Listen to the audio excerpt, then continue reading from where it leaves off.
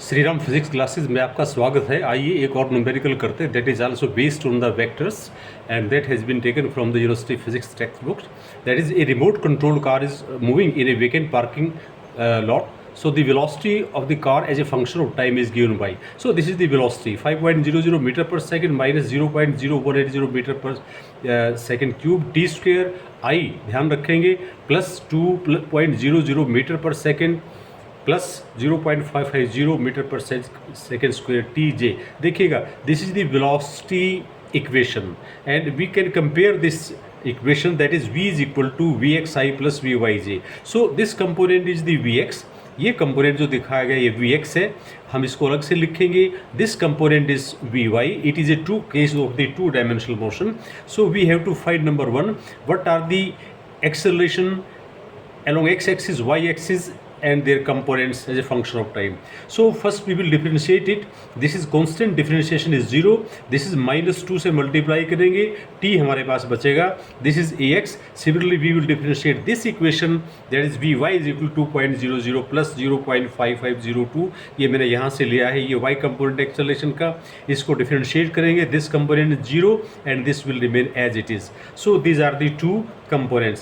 Now let t is equal to 8.00 second put in 3 and 4. 3 और 4th equation में रखेंगे, ये हमारे पास वैल्यू आ जाएगी, vx की वैल्यू आएगी 3.848 metre per second square. vy component 2.00 plus 4.00 is equal to 6.40 meter per second. Now we have to calculate the magnitude also. So you must remember that is the magnitude of the velocity x component square plus y component square under the root. Numerical value put करेंगे, ये हमारे आ जाता है, पास आ जाता है 7.47 meter per second. Now for direction याद रखिएगा tangent theta is equal to V Y upon V X. It is equal to 1.663. Table से देखेंगे theta comes out to be equal to 59.0 degree. Now let us find out the direction. Third part देखिएगा, what are the magnitude and direction of the acceleration of the car.